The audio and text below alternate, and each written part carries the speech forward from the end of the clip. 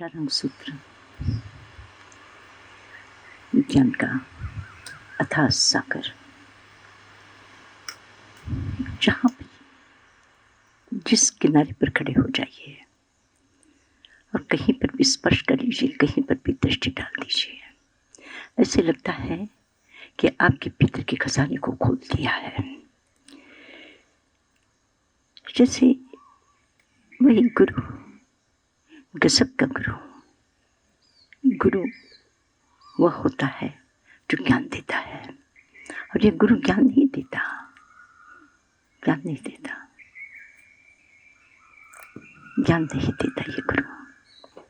ये गुरु तुम्हारे भीतर ज्ञान जो है उसकी जानकारी देता है कि तुम देख सकते हो, तुम जान सकते हो। तुम्हारी वह बहुत अपार क्षमता है जो किसी के पास हो सकती है। दुनिया में किसी के पास में भी जो जानने की क्षमता हो सकती है, बस सारी की सारी क्षमता तुम्हारे भीतर में है। इस तुम्हारे भीतर के जो विश्वास डगमगा गया है, बस उस विश्वास को जगा देता है गुरु। हम कहते हैं कि गुरु होता है वो जो ज्ञान देता है। कब तक वो ज्ञान देगा? सामने वो ज्ञान देगा और थोड़ा सा आगे पीछे हो जाओ, वो क्या करेगा उस समय? वो गुरु ऐसा अपाहिज शिष्य को, लूले लंगड़े शिष्य को वो गुरु बनाना नहीं जानता। जो गुरु है, वो जो महावीर है, वो स्वयं के पैरों पर चलना सिखाता है। कहता है तुम्हारे पैर मजबूत पैर है, तुम्हारे पैर चलने की क्षमता वाले पैर हैं। तुम्हारे पैर ऐसे नहीं हैं कि जो केवल दिखावे के हैं, वे तुम्हारे अपने हैं। चल सको तो चलो, और जितनी दूर तक चल सकते हो बहुत अच्छी तरह से। तुम्हारे पैरों की बहुत बड़ी क्षमता है कि सारी पृथ्वी को तुम पार कर सकते हो। तुम्हारे ये छोटे से पैर सारी पृथ्वी को नाप सकते हैं। गजब का आत्मविश्वास पैदा करने वाला ये गुरु। और कहा कि देखो, एक समझ की बात है, तुम कहीं खड़े हो जाओ और देखो कि यहाँ पे कुआं है, प्यास मिट जाएगी इस कुएं से। ये बह रही है नदी का पानी बह रहा है।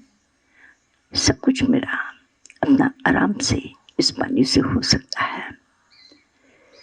हर वो कुएं का पानी कभी सूख जाए, क्या करोगे? जिस कुएं पर पानी की तलाश में प्यास बुझाने के लिए जाते रहो, वो कुएं का पानी सूख जाए, नदी में पानी बरसना बंद हो जाए और नदी सूख जाए, क्या करोगे? कहाँ जाओगे? पागल हो? कहाँ बाहर के जल के स्रोत को खोजते हो? वो जल का अथाह स्रोत तुम्हारे भीतर में है। वो कभी भी सूखने वाला नहीं है, वो कभी भी धोखा देने वाला नहीं है। तुम्हारा जो अंतस्रोत है वह अखंड है, शाश्वत है। तुम्हारे भीतर का वो ज्ञान का स्रोत अगर खुल जाए तो फिर तुम्हें कहीं पर भी हाथ फैलाने की, निराश्रित होने की, एकदम एक जो किसी के सामने आशा लेकर के पहुंचो और फिर आशा पूरी न हो, ऐसे निराशा से लौटने की जरूरत न पड़ेगी। कितना बड़ा विश्वास उन्होंने दिया है। कहा कि तुम प्राज्ञ हो। कहाँ किस जगह जाकर के उपदेश की तलाश करोगे? देगा तो देगा, उल्टा करेगा तो और तुम्हारे मुसीबत आ जाएगी। तुम प्राज्ञ हो। उद्देश्य उपासक सन्नति तुम्हारे जैसे प्रबुद्ध व्यक्ति के लिए कहा कि समी अनुपस्सी समिते एतानुपस्सी। अरे तुम ऐसे सम्यक दृष्टि से, सम्यक प्रकार से, सम्यक पद्धति से अगर तुम्हें देखना आ जाए तो तुम्हारे भीतर में ही जल का स्रोत, ये जल का स्रोत, ये सप्तपर्णी का जो ये एक गुफा है, इस गुफा के ऊपर में कितने ही तीर्थंकर, कितने ही ज्ञानी, कितने ही संत, और इसी पहाड़ से कहीं ऊपर में देखो तो कोई जल स्रोत नजर नहीं आता। छोटी मोटी बारिश जब हो जाती है गई हो, लेकिन आश्चर्य होता है किसी वैभागिर की पहाड़ से बहता हुआ जल स्रोत आगमों में हजारों वर्ष पहले उसका उल्लेख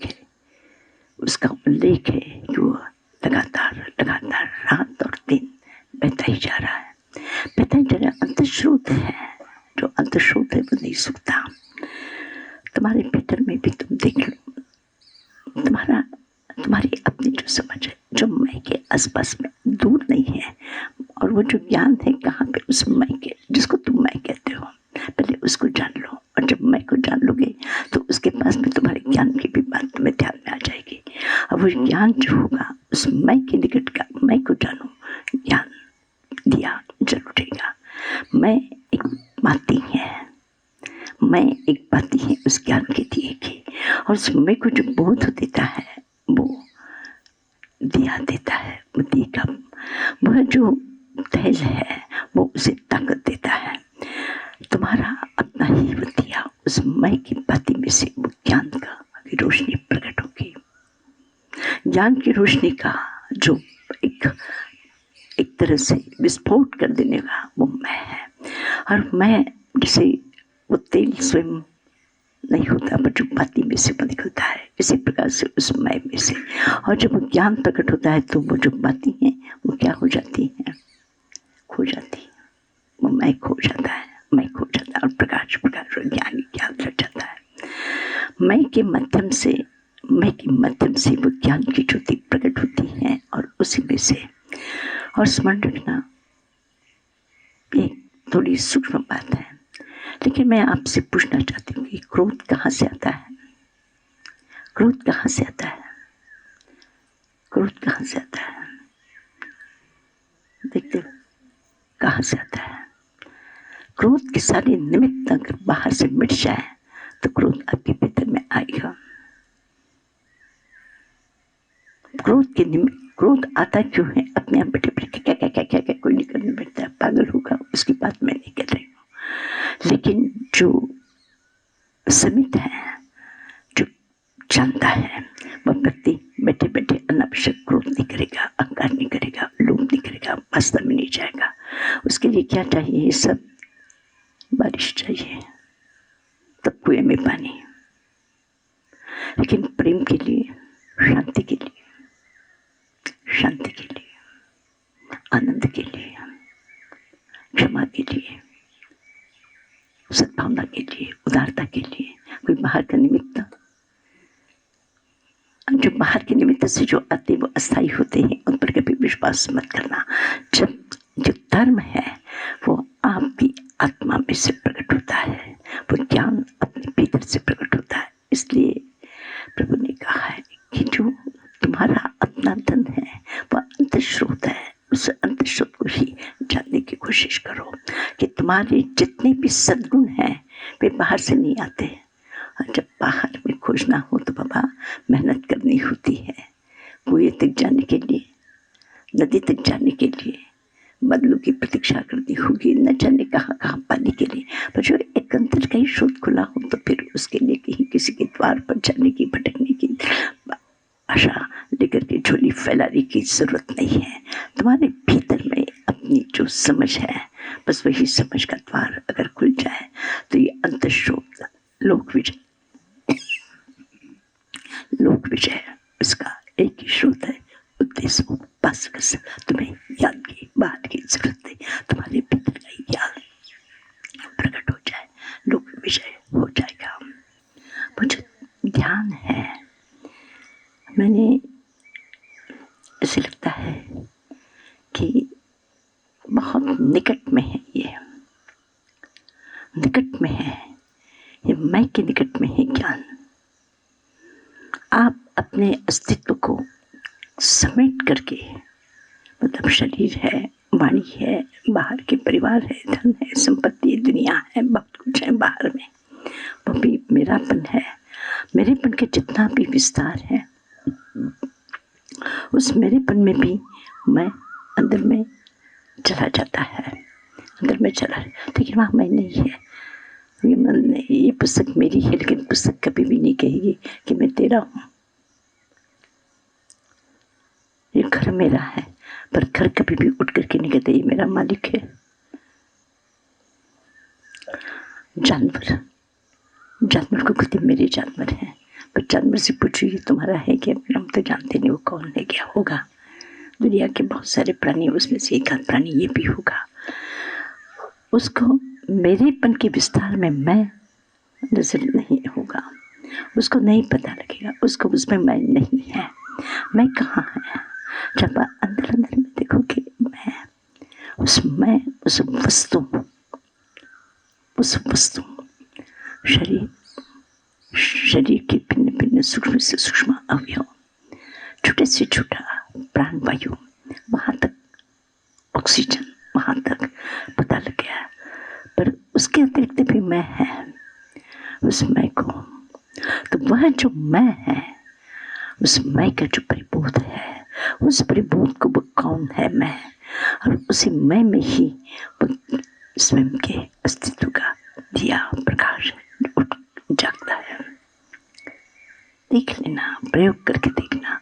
और यही कहा कि वही तुम्हारे ज्ञान का अपने आप का वो स्रोत है। तुम स्वयं ज्ञान के स्रोत हो। तुम्हारे भीतर में ही उस ज्योति में से ही ज्ञान प्रकट होता है। तो वह ज्ञान जो प्रकट होता है, उस ज्ञान का बस उसी की तलाश करो, उसी का अनुभव करो, उसी को जानो। और क्या जानोगे? क्या जानने जैसा है दुनिया में? अगर उसको जान लिया है तो फिर कितना भी बाहर का इकट्ठा करो, बाहर का मान, यहाँ से जाओगे कितना कितना उठा के लेके जाओगे, कितनी किताबें साथ में बांध के लेके जाओगे, कितनी आपकी लिखी हुई सब कॉपियाँ और ये सब रिकॉर्डेड ये सारी मशीनें कितनी साथ में बटोर के लेके जाओगे? कोई है व्यवस्था ले जाने की? कुछ है व्यवस्था ले जाने की? कोई व्यवस्था नहीं है ले जाने की। बाहर में दुनिया में आपके यहाँ के सारे ज्ञान के उपकरण हैं, और हम सोचते हैं उस उपकरण से ज्ञान आएगा, लेकिन आपकी अपनी समझ से, जिसने आपने अपनी दुनिया को आसपास में जान लिया है, उसमें ढक लेना। और समिति एयानुपसी, उन्होंने नहीं कहा कि मैं ज्ञान दे रहा हूँ। सबसे बड़ी बात है कि मैं ज्ञान दे रहा हूँ। महावीर ने कभी नहीं कहा गुरु बैठे रह के मैं तुम्हें सिखाता हूँ, मैं तुम्हें बताता हूँ, मैं तुम्हें ज्ञान देता हूँ। पर महावीर ने कभी नहीं कहा कि मैं तुम्हें ज्ञान देता हूँ, कि ज्ञान तो तुम्हारे भीतर में, उसको तुम जानो। ज्ञान तुम्हारे, मैं विषय की बात नहीं करता हूँ, लेकिन तुम्हारे में भीतर में जो भ्रम है कि मैंने कुछ नहीं आता, मेरे पास कुछ नहीं, मैं कुछ नहीं कर सकता, ये जो मैं तुमने खाली कर दिया, उस मैं के भीतर में ज्योति प्रकट हो सकती है। बस यही बात कर रहे हैं। और उस मैं के भीतर की जो ज्योति प्रकट हो सकती है, उसी को जगाने की उन्होंने कोशिश की। कितना बड़ा उद्देश्य उपासक सन्नति। किसको उपदेश दो?